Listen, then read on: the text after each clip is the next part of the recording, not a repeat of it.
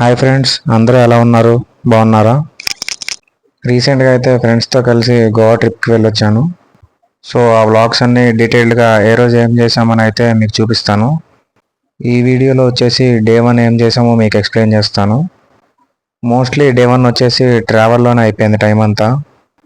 మేము వెళ్ళిన రోజు నైట్ 2 బీచెస్ చూసామంతే. సో మిగిలిన టైం అంతా ట్రావెల్కే సరిపోయింది.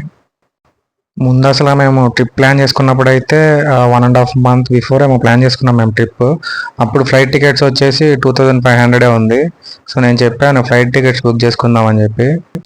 బట్ ఉంటారు కదా ప్రతి బ్యాచ్లో ఒకళ్ళు ప్లాన్ చేయడానికి. సో మా బ్యాచ్లో కూడా అలాంటి ఒకడు ఉన్నాడు అనమాట. వెళ్ళేటప్పుడు ట్రైన్కి వెళ్దాం, వచ్చేటప్పుడు ఫ్లైట్కి వద్దాం అని చెప్పి వచ్చేటప్పుడు ఫ్లైట్ అయితే బుక్ చేసేసాము. వెళ్ళేటప్పుడు ట్రైన్కి చూస్తే వెయిటింగ్ లిస్ట్ ఉంది.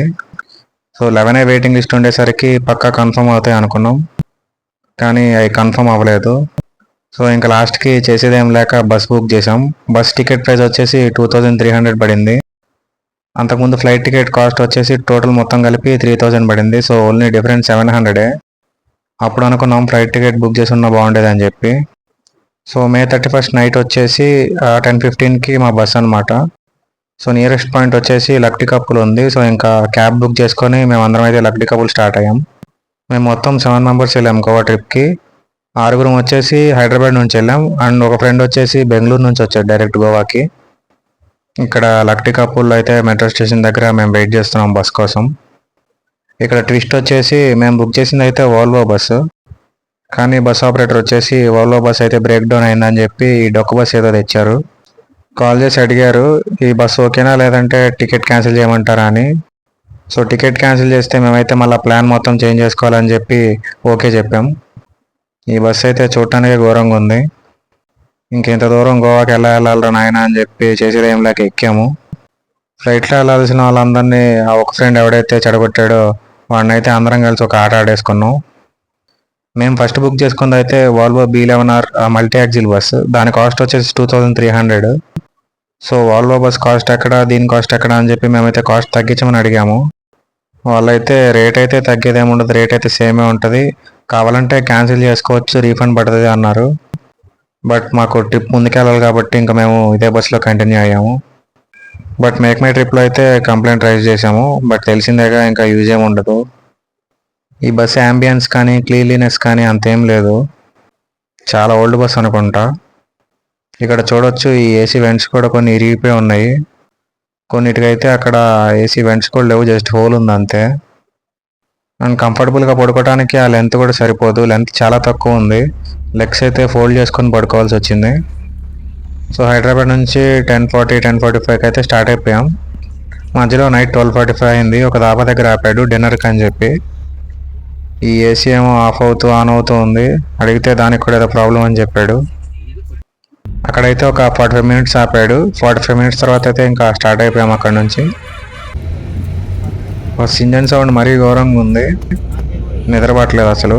ఇంకేదో అలా నిద్రపోతూ లెగుస్తూ అలా నైట్ అయిపోయింది. మార్నింగ్ 8:30కి అయితే ఒక 10 మినిట్స్ అక్కడ బ్రేక్ ఇచ్చాడంట. నేనైతే అప్పుడు నిద్రపోతున్నాను. ఇంకా ఆ తర్వాత అయితే కంటిన్యూగా కొట్టేశాడు. ఇంకా మేము ఫ్రెండ్స్ అందరం కలిసి బస్సులో ఏం చేయాలో తెలియక అందరం అయితే యూనో కార్డ్స్ ఆడుకున్నాం. బస్సులో ఒక సైడ్ అయితే డబల్ బెడ్స్ ఉంటాయి కదా, అటు సైడ్ అయితే కూర్చున్నాం మేము. టైం వచ్చేసి 12:30 అయింది. ఇంకా లంచ్కి అయితే బ్రేక్ ఇచ్చాడు. ఇంకా బస్సులో ఉన్న వాళ్ళందరూ అప్పుడైతే బ్రష్ చేసేసుకొని ఇంకా డైరెక్ట్ లంచ్ చేశారు, ఇంకా బ్రేక్ఫాస్ట్ లేదు. ఇంకా ఈ దాబాలో తెలిసిందే కదా ఫుడ్ అయితే యావరేజ్గా ఉంది, కాస్ట్ అయితే ఎక్కువ. టైం వచ్చేసి ఈవినింగ్ 4 అవుతుంది. మోస్ట్లీ దగ్గరకు వచ్చేసి ఇంకో 1.5 అవర్లో అయితే రీచ్ అయిపోతామని చెప్పారు.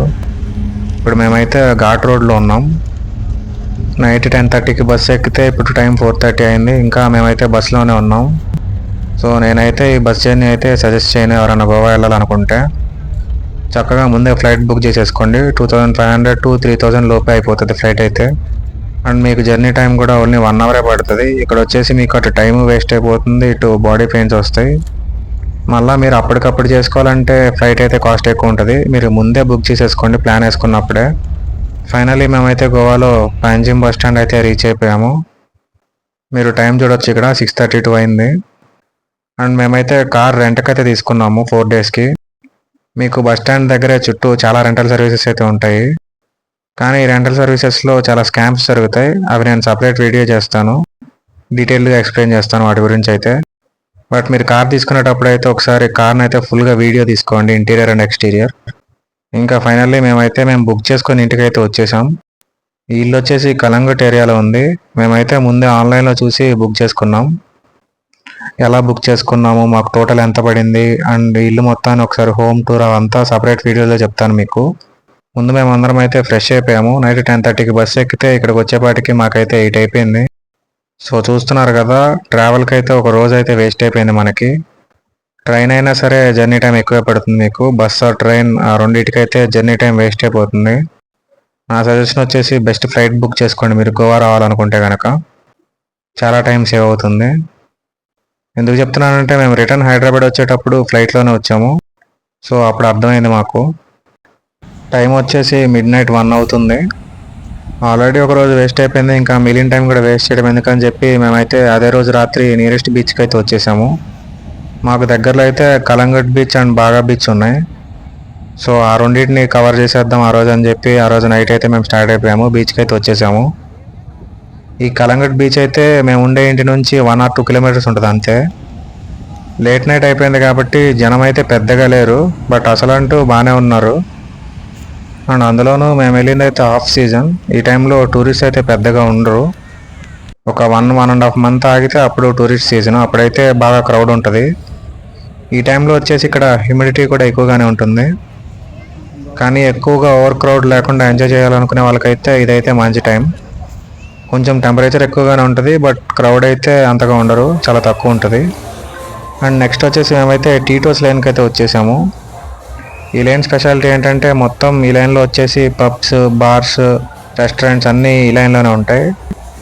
ఇదైతే బాగా బీచ్ దగ్గర ఉంటుంది. మాకు ఈ లైన్లో కార్ వేసుకొని ఆ చివరి నుంచి ఈ చివరికి రావడానికి అయితే చాలా టైం పట్టింది. బట్ మళ్ళీ కార్ పార్కింగ్లో పెట్టి వచ్చేసరికి క్రౌడ్ తగ్గిపోయింది, అంత క్రౌడ్ అయితే లేరు.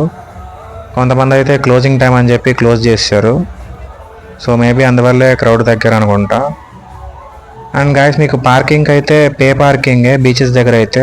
మాకు ఇక్కడ బాగా బీచ్కి కార్కి అయితే 200 తీసుకున్నారు పార్కింగ్ ఫీ.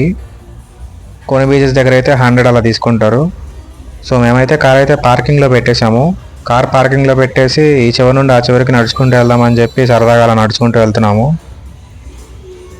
అండ్ ఈ లైన్ స్ట్రైట్గా వెళ్ళిపోతే మీకైతే బాగా బీచ్ వచ్చేస్తుంది. సో ఈ లైన్లో ఒకసారి అలా రౌండ్ వేసేసి మేమైతే బాగా బీచ్కి వెళ్ళిపోదామని చెప్పి అయితే అనుకున్నాం. నేను ఈ వీడియో తీస్తున్నప్పుడు టైం వచ్చేసి మిడ్-నైట్ 2:45 అయింది, 2:45 AM.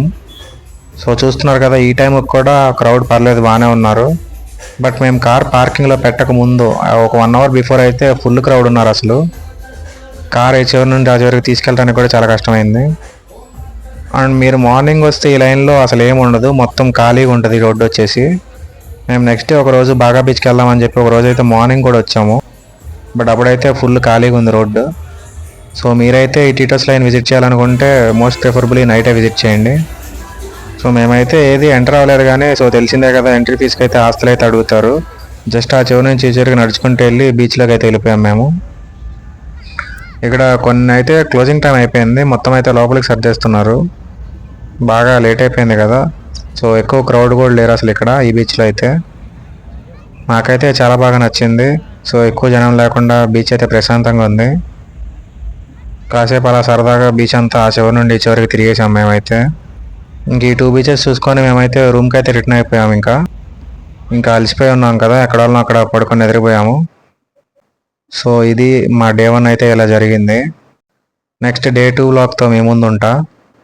ఈ వీడియో నచ్చితే లైక్ చేయండి, షేర్ చేయండి అండ్ మన ఛానల్ అయితే సబ్స్క్రైబ్ చేసుకోవడం మర్చిపోకండి. మరిన్ని వీడియోస్తో మీ ముందుకు వస్తాం. Thanks for watching.